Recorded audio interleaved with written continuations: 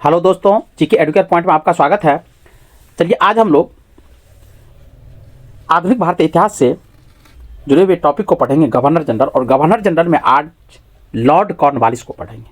इससे पहले वाले वीडियो में हम लोग वारन हेस्टिंग्स के बारे में पढ़े हैं। अब चलिए पढ़ते हैं लॉर्ड कॉर्नवालिस के बारे में। तो इनका जो कार्यकाल था 1786 से लेकर 1793 और 1805 ईस्वी। चलिए इनसे जुड़े हुए जो तथ्य उन तथ्यों को देखते हैं। लॉर्ड कॉर्नवालिस, इसके समय में जिले के समस्त अधिकार कलेक्टर के हाथों में दे दिए गए थे। यानी जिले का जो जितना राजस्व से संबंधित था, न्याय से संबंधित था, प्रशासन से संबंधित था, सिविल मामले से जो संबंधित था, सारे जो अधिकार था वो कलेक्टर के हाथों में दे दिया गया था लॉर्ड कॉर्नवालिस के माध्यम से, क्योंकि ये गवर्नर जनरल थे बंगाल के। चलिए आगे बढ़ते हैं। लेकिन आप वर्तमान में जब देखेंगे तो इतना अधिकार वर्तमान में जो डीएम होते हैं, हमारे जिले के कलेक्टर जो होते हैं, उनके पास नहीं होता है।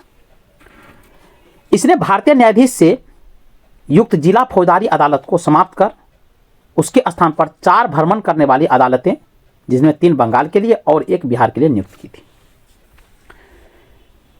आप पिछले टॉपिक में पढ़े होंगे, जिसमें आप वारन हेस्टिंग्स के बारे में पढ़े होंगे। उसमें दिया है कि कह रहा है फौजदारी अदालत जो होता था उसमें भारतीय न्यायाधीश नियुक्त होते थे और उनको इसने क्या किया, लॉर्ड कॉर्नवालिस ने समाप्त कर दिया। उसके स्थान पर क्या किया इसने, 4 भ्रमण करने वाली अदालतें। भ्रमण का मतलब घूम घूम करके न्याय करना, घर घर जाकर के न्याय करना, क्षेत्र में जाकर के न्याय करना। भ्रमण करने वाली अदालतें का निर्माण करता है, और जिनमें 3 बंगाल के लिए था और 1 बिहार के लिए था। आगे बढ़ते हैं। कॉर्नवालिस ने 1793 ईस्वी में प्रसिद्ध कॉर्नवालिस कोड का निर्माण करवाया, जो शक्तियों के पृथक्करण सिद्धांत पर आधारित था। ये कॉर्नवालिस ने क्या किया, कॉर्नवालिस कोड का निर्माण करता है लॉर्ड कॉर्नवालिस, और शक्तियों के पृथक्करण यानी शक्ति का न्याय विभाग अलग किया गया, राजस्व विभाग अलग किया गया, सिविल मामले अलग किया गया। ये सभी किए गए कॉर्नवालिस के द्वारा। यही था कॉर्नवालिस कोड। जैसे कार्यपालिका होता है, न्यायपालिका होता है, विधायिका होता है, इनका अधिकार क्षेत्र अलग अलग है, उसी प्रकार से किया गया था। पुलिस कर्मचारियों के वेतन में वृद्धि के साथ ही ग्रामीण क्षेत्रों में पुलिस अधिकार प्राप्त जमींदारों को इस अधिकार से वंचित कर दिया था। पुलिस कर्मचारियों के जो वेतन थे उसमें वृद्धि किया गया था लॉर्ड कॉर्नवालिस के द्वारा। और इसके साथ साथ उसने क्या किया, गांव के जो क्षेत्र थे वहां जो पुलिस अधिकार प्राप्त जमींदार थे, जो जमींदार लोग थे, उनको जो पुलिस का अधिकार प्राप्त कर दिया गया था, यानी पुलिस का कार्य वो कर सकते थे, उससे वो अधिकार छीन लेता है लॉर्ड कॉर्नवालिस जमींदारों से। आगे बढ़ते हैं। कंपनी के कर्मचारियों के व्यक्तिगत व्यापार पर प्रतिबंध लगा दिया। कंपनी में जो कर्मचारी कार्यरत था, जिनको वेतन मिलता था, वो क्या करते थे, लॉर्ड कॉर्नवालिस से पहले कार्य करने के बदले तो उसे वेतन मिलता ही था, उसके बावजूद भी वो चोरी छिपे अवैध तरीके से व्यापार करते थे भारत में, और जहां से वो मोटी मुनाफा कमाते थे, घोटाला करते थे, भ्रष्टाचार करते थे। इन पर रोक लगाने के लिए कॉर्नवालिस ने क्या किया, उनको ओनली फॉर कहा आपका जो कार्य है वही करेंगे, आप व्यापार नहीं करेंगे। इसलिए उनके व्यापार पर प्रतिबंध लगा दिया कंपनी के कर्मचारियों के ऊपर। जिला में पुलिस थाने की स्थापना कर 1 दरोगा को इसका इंचार्ज बनाया। और जिला जो था, जिला में इसने क्या किया, कॉर्नवालिस ने पुलिस चौकी की यानी पुलिस थाना की स्थापना करता है, और पुलिस थाने का जो मालिक था वो दरोगा को बनाया गया। भारतीयों के लिए सेना में सूबेदार, जमादार, प्रशासनिक सेवा में मुंसिफ, सदर, अमीन या डिप्टी कलेक्टर से ऊंचा पद नहीं दिया जाता था। अब भारत के जो कोई लोग यदि चाहता था कि ब्रिटिश साम्राज्य के अंतर्गत कोई पद को प्राप्त करे, सरकारी नौकरी में जाए, तो वो सूबेदार बन सकता था, जमादार बन सकता था, अब प्रशासनिक सेवा में मुंसिफ बन सकता था, सदर बन सकता था, अमीन बन सकता था, या डिप्टी कलेक्टर से ऊंचा पद नहीं दिया जाता था। यानी सारे छोटे जो पद थे वो उनके दरवाजे तो भारतीयों के लिए खुले थे, लेकिन ऊंचे पद वाले जो पोस्ट थे जहां मालिक बनता था, वो पद भारतीयों के लिए बंद कर रखा था ब्रिटिशों ने, अंग्रेजों ने भारतीयों के लिए। इसने 1793 ईस्वी में अस्थायी बंदोबस्त की पद्धति लागू की, जिसके तहत जमींदारों को अब भू राजस्व का लगभग 90% भाग कंपनी को और तथा लगभग 10% भाग अपने पास रखना होता था। बहुत इंपॉर्टेंट प्रश्न है, इसको याद रखेंगे। कहा जाता है कि अस्थायी बंदोबस्त किसके द्वारा लागू किया गया, तो वारन हेस्टिंग्स के द्वारा। कब, तो 1793 ईस्वी में। इसके प्रावधान क्या थे, तो 90% अंग्रेज के कोष में जमा होता था, और 10% जो कोष वसूल करते थे, टैक्स वसूल करके लाते थे, वो अपने पास रखते थे अपने मजदूरी के बदले में। अब देखिए ये क्या था, अस्थायी बंदोबस्त।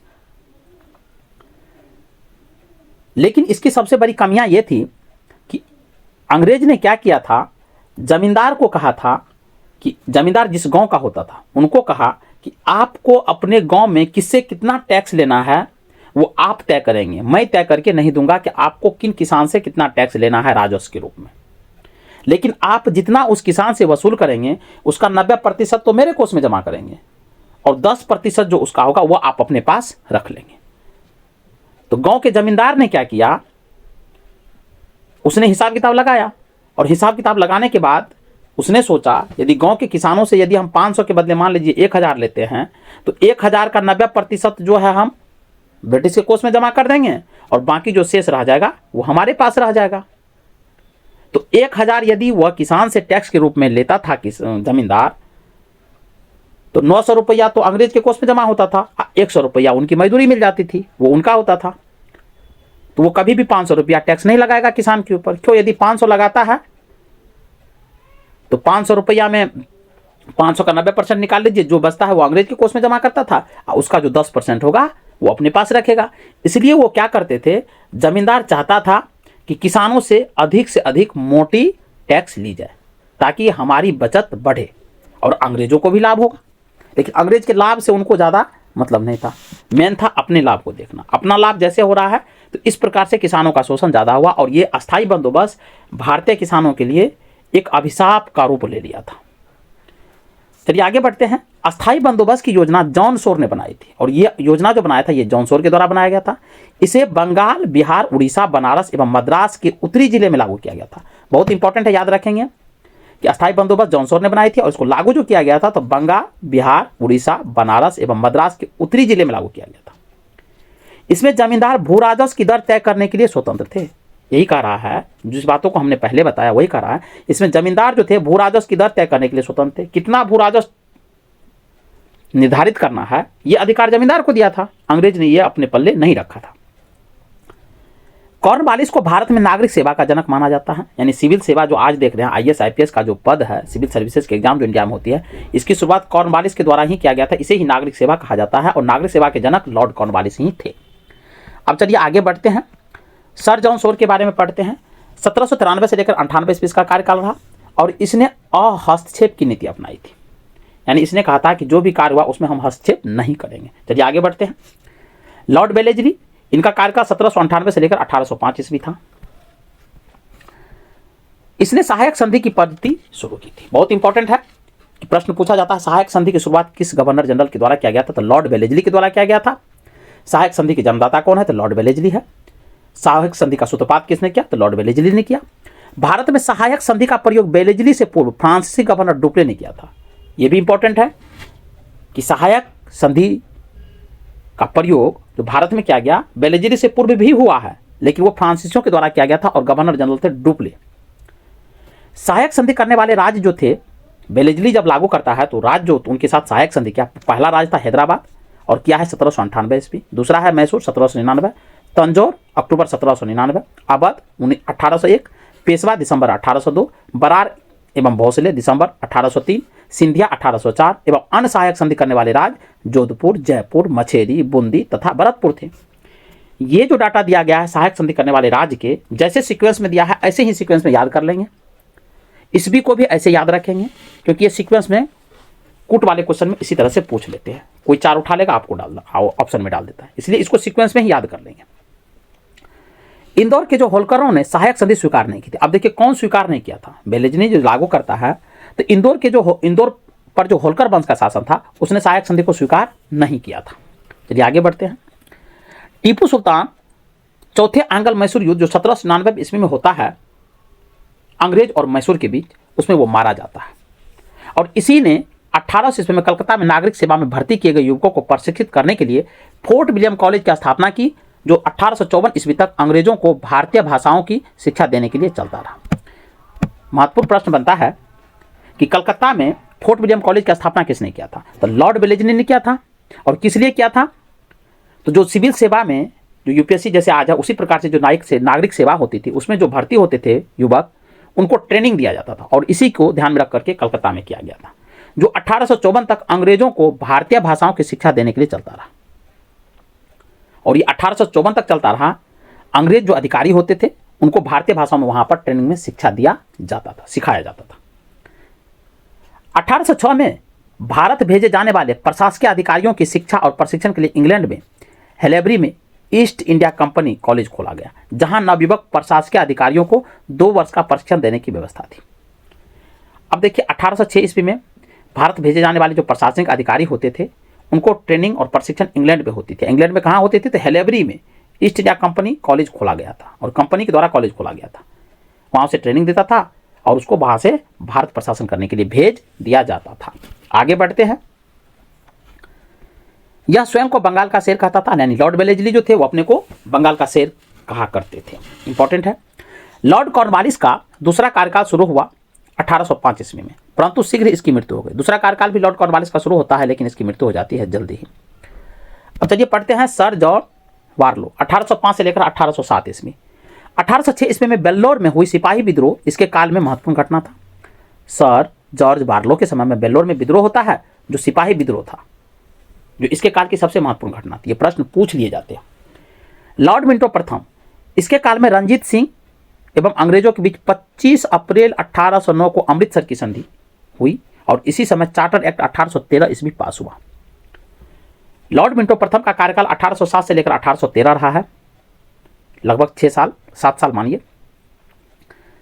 और इसके समय में कह रहा है कि रंजीत सिंह एवं अंग्रेजों के बीच अमृतसर की संधि होती है और मध्यस्थता जो क्या था, मिलाने वाला यानी संधि करवाने में जो योगदान था वो चार्ल्स मेटकॉफ का था। और इसी के समय में 1813 का चार्टर एक्ट भी पारित होता है। इंपॉर्टेंट है, याद रखेंगे। आगे बढ़ते हैं। लॉर्ड हेस्टिंग्स, लॉर्ड हेस्टिंग्स का जो शासनकाल था वो 1813 से लेकर 1823 ईस्वी था और इसी के समय में आंग्ल नेपाल युद्ध होता है 1814 से लेकर 16 ईस्वी।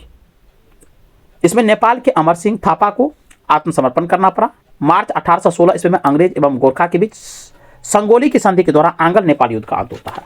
प्रश्न पूछा जाता है कि संगोली की संधि किनके बीच हुई थी? तो अंग्रेज और नेपाल के बीच हुई थी। और इसके कह रहा है कि अमर सिंह थापा ने आत्मसमर्पण कर दिया था और 1816 ईस्वी में अंग्रेज एवं गोरखा के बीच संगोली की संधि के द्वारा आंग्ल नेपाल युद्ध का अंत हो जाता है। यह भी प्रश्न पूछा जा सकता है कि आंग्ल नेपाल युद्ध का अंत किस संधि के माध्यम से हुआ? तो संगोली के संधि के माध्यम से होता है, याद रखेंगे। इसके समय में पिंडारियों का दमन किया गया। पिंडारी जो था एक ग्रुप में रहने वाले बदमाश लोग थे, ग्रुप में रहते थे और ये लोग मारकाट करते थे, यही सब काम करते थे। जो डाकू हुआ करते थे, डाकू थे ये लोग। पिंडारियों के प्रमुख नेताओं में वासिल मोहम्मद, चीतू एवं करीम खां थे, याद रखेंगे। तो पिंडारी को जो दबाने का काम किया है, पिंडारी लोग बहुत आतंक फैला रखा था महाराष्ट्र के क्षेत्रों में, उनका दमन लॉर्ड हेस्टिंग्स के द्वारा ही किया जाता है। ये प्रश्न पूछे गए हैं, आईएएस के एग्जाम में भी पूछे गए, पीसीएस में भी पूछे गए और आगे भी संभावनाएं हैं। पिंडारियों का दमन लॉर्ड हेस्टिंग्स के द्वारा किया गया था और जिसके प्रमुख नेता जो है उनका नाम याद रखेंगे, वासिल मोहम्मद, चीतू एवं करीम खां। इसने मराठों की शक्ति को अंतिम रूप से नष्ट कर दिया था, यानी मराठा की जो शक्ति था उसको जो है बिल्कुल तरह से खत्म कर दिया था लॉर्ड हेस्टिंग्स। इसने प्रेस पर लगे प्रतिबंध को समाप्त कर प्रेस के मार्गदर्शन के लिए नियम बनाए थे। प्रेस पर जो इससे पहले प्रतिबंध लगा दिया गया था उसको इसने क्या किया, हटा लिया और प्रेस को एक डायरेक्शन दिया गया था, आप अपना काम को जारी रखिए, लेकिन आपको किस प्रकार से अपने काम को जारी रखना है, आगे करना है, वो डायरेक्शन इनके उसके लिए इसने नियम बना दिया था। इसी के समय में 1822 ईस्वी में टेनेंसी एक्ट या काश्तकारी अधिनियम लागू किया गया था। काश्तकार जो लोग थे, जो मान लीजिए किसानों की जमीन है उस पर जो खेती करते थे उन्हें काश्तकार कहा जाता था। तो उनके लिए इसने क्या किया था, एक टेनेंसी एक्ट यानी काश्तकारी अधिनियम लागू किया था, उनके लिए कुछ नियम बनाए थे। आगे है लॉर्ड एमहर्स्ट 1823 से लेकर 1828 ईस्वी। अब देखिए लॉर्ड एमहर्स्ट, इसके समय में प्रथम आंग्ल बर्मा युद्ध जो 1824 से लेकर 1826 ईस्वी में लड़ा गया और 1826 ईस्वी में बर्मा एवं अंग्रेजों के बीच यांडूब की संधि होती। बहुत इंपॉर्टेंट है, लॉर्ड एमहर्स्ट के समय में ही प्रथम आंग्ल बर्मा युद्ध होता है और इसी के कार्यकाल में अंग्रेज एवं बर्मा के बीच एक संधि होती जिसका नाम है यांडूब की संधि। ये 1826 ईस्वी में होती है और 1824 ईस्वी में बैरकपुर के सैन्य विद्रोह भी इसी के समय में होता है। इससे पहले भी हमने पढ़ा है सैन्य विद्रोह किसके समय में हुआ, याद रखेंगे। ये भी याद रखेंगे कि 1824 ईस्वी में बैरकपुर, और बैरकपुर कहाँ था ये भी पूछ लेते हैं, बैरकपुर कहाँ है, तो ये बंगाल में है।